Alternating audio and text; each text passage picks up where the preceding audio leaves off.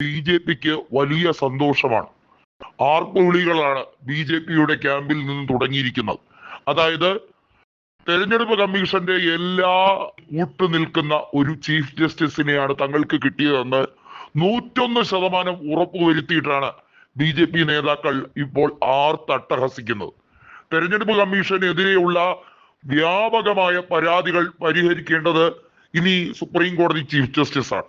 എന്നാൽ ഈ പരാതികൾ ഒന്നും തന്നെ താൽക്കാലികമായി പരിഗണിക്കാൻ കഴിയില്ല. അതിനേക്കാൾ പ്രാധാന്യമുള്ള മറ്റു പല കാര്യങ്ങളും ഉണ്ട് എന്നാണ് ചീഫ് ജസ്റ്റിസ് ഇപ്പോൾ വിശദീകരിക്കുന്നത്. നേരത്തെ തന്നെ റിപ്പോർട്ടുകൾ വന്നത് കൃത്യമായി പറഞ്ഞാൽ, വിശദമായി പറഞ്ഞാൽ അത് ഇന്ത്യ മുന്നണിക്ക് ഗുണകരമാകില്ല.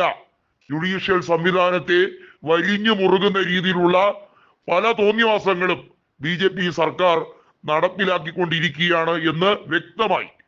നമുക്കറിയാം, ബീഹാറിൽ SIR നടപടിയിലൂടെ അവിടെ അർഹതപ്പെട്ട വോട്ടുകൾ മുഴുവൻ റദ്ദാക്കപ്പെട്ട് RJDയെയും അതുപോലെ ഇന്ത്യ മുന്നണിയും തച്ചുടയ്ക്കാൻ ബി.ജെ.പി JDU കള്ളക്കളി അതിവ്യാപകമായാണ് നടന്നത്. പലയിടത്തും പോസ്റ്റൽ വോട്ടുകൾ എണ്ണപ്പെട്ടില്ല, അസാധുവാക്കി. അങ്ങനെ പല മണ്ഡലങ്ങളും ബി.ജെ.പി നേതൃത്വം ചുളിവിൽ ജയിച്ചു കൊണ്ടുപോയി. ഇതെല്ലാം പരാതിയായി സുപ്രീം കോടതിയിൽ ഇനി കിട്ടിക്കിടക്കും. ഇതൊന്നും പരിഹാരമില്ലാത്ത രീതിയിലേക്ക് ഇതിലൊന്നും കൃത്യമായ ഒരു നടപടി എടുക്കുകയോ ഇതിനകത്ത് വലിയ തോതിലുള്ള നീതി നിഷേധിക്കൽ ആയിരിക്കും ഇനി നടക്കാൻ പോകുന്നതെന്ന് സുവ്യക്തമാക്കുന്ന നടപടികളാണ് സുപ്രീം കോടതി ചീഫ് ജസ്റ്റിസ് എടുക്കുന്നത്. നമുക്കറിയാം, വിടവാങ്ങിയ അല്ലെങ്കിൽ പടിയിറങ്ങിയ ചീഫ് ജസ്റ്റിസ് ആയ BR ഗവായിൽ ഒരു സത്യസന്ധത ഉണ്ടായിരുന്നു.